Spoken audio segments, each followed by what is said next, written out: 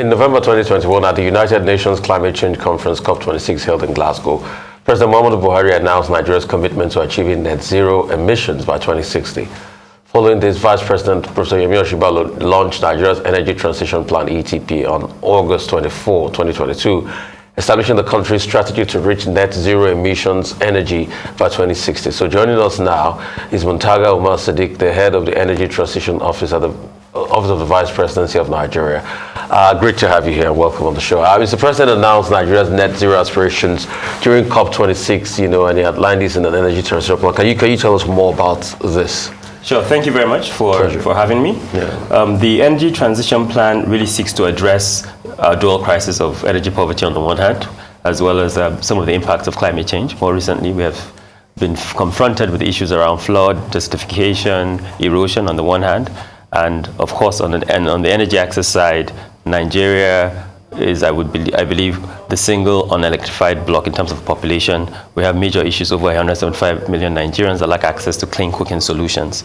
And so this energy transition plan really seeks to provide that framework in the short term to achieve our short-term goals around universal access, because that's clearly an unfinished agenda. There's still a lot to do to achieve those, but also in the long term, net zero by 2060 through low-cost carbon energy systems, prioritizing five sectors. So it's really a short-term plan around addressing energy poverty, but in the longer term, really trying to support the country's trajectory towards net zero.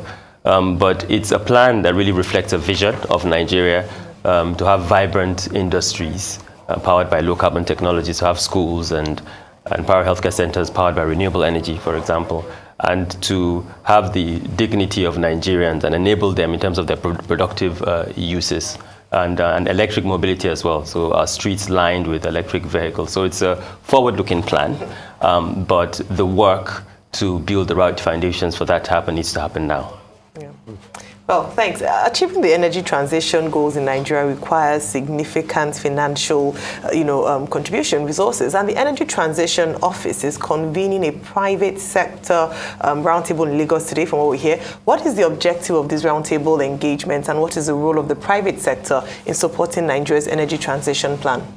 Sure. I think just to take a step back, our plan to achieve net zero by 2060 costs roughly $410 billion in excess of business as usual spending, right? Given our constrained fiscal space as a country, I think we need to be quite innovative around mobilizing that kind of resources. We have a couple of things, I think, that we have tried to do to create that enabling environment, because much of that capital will have to come from the private sector. One, we have spent some time curating a pipeline of projects, proven projects that both on and off grid across the value chain. So from gas-fired commercialization projects to interconnected mini-grid projects to LPG expansion projects. And we want an opportunity to develop synergies between the needs of these projects and the capabilities and capital of the private sector. So the private sector roundtable today is really around that. It's really around aligning private sector investment portfolios to these energy transition efforts on the one hand, but also establishing a private sector working group that continues to provide the stewardship required to finance and implement the energy transition plan. And so we're quite excited, actually, about this convening, because it's the first time to also give the public sector feedback mechanism as to the important bottlenecks to address if we want to mobilize this sort of resources to achieve our goals. And it would include, things around on the policy side, on the regulatory side, but also project-based bottlenecks to remove to sort of achieve our goal. And we're looking at a number of instruments, even beyond private sector investments. More recently, the Vice President has launched an Africa Carbon Market Initiative. The Nigeria Council on Climate Change has also been established. So there's a vehicle also in government to help to shape markets and facilitate investments in the space.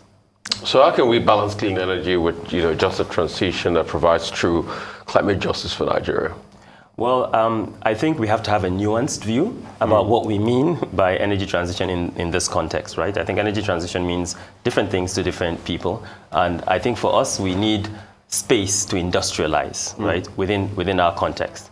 And so for us, gas will continue to be an important transition fuel because we need to harness our own sort of natural resources. So the time in order to do that is important. I think relatively, we contribute relatively little, actually, when it comes to emissions. So I think we need to be context-specific in the way that we plan that.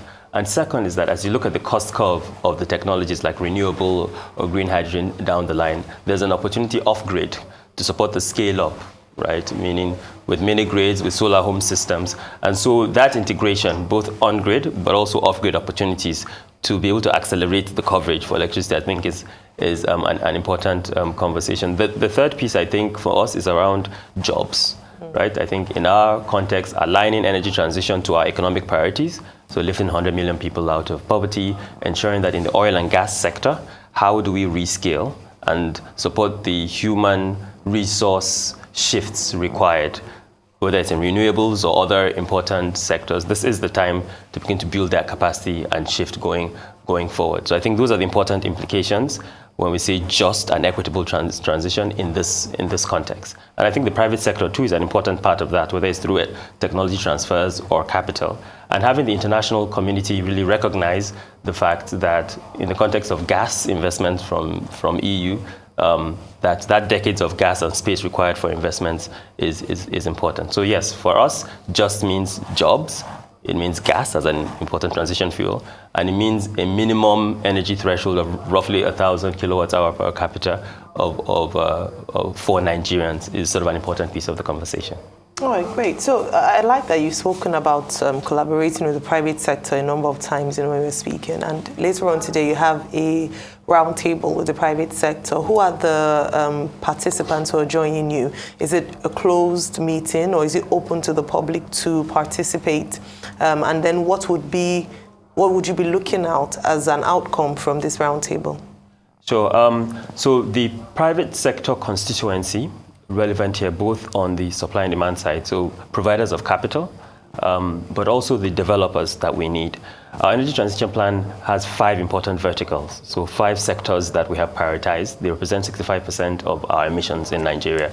So from transportation to oil and gas, to clean cooking, to industry. And so we have private sector actors within those spaces, but also the investment community. What we're solving for is that every year will require roughly $10 billion to achieve our goals. And we think that raising that amount of money will require the right signaling from our local private sector. So what would it take, right, to get, for example, our pension funds locally involved? Because only if our local private sector leads that the international community would be able to sort of follow suit. And we recognize there are important fiscal constraints, enabling environment constraints that we need to put as preconditions to achieve that. And this discussion today is an important part of beginning that conversation. How realistic is the conversation around our local private sector leading the way, when you look at the antecedents of the economy as we speak today? That's a great question. And I think that we need to temper idealism, our ambitious aspirations, with pragmatism. Yeah. But here is why I'm hopeful. 3 reasons. First is that I've spoken a bit about this $10 billion. We're already seeing the private sector lead, right? So ARM Harrith announced $300 million towards ESG and energy transition. Chapel Hill, for example, $200 million. How can we scale that up? So those learnings, how can we make sure those pioneers, that we understand what it takes to make that scalable? That's one. But secondly is that much of the conversation we're having today is around particular projects, right? So you might have heard about the 14 IPP projects or gas flare commercialization projects. These are billions of dollars projects that the private sector itself needs to invest in. So we are looking at specifically for those projects, what would it take to remove the barriers so that we flood in investments to them? We're not talking about macro reforms that will take a long time. That's significant complexities, but project-specific constraints, quick wins. But thirdly, and I'll let you say, thirdly is really about shaping markets, because if we develop our carbon markets, we estimate that by 2050, over $100 billion per year can happen in Africa. That will take some time, but I think in terms of sustainable financing, that is what makes it quite hopeful for the numbers to potentially add up. But we understand the significant challenges, and that's why I want to listen today. to achieve that. But I just wanted to chip in the case about the regulatory bottlenecks.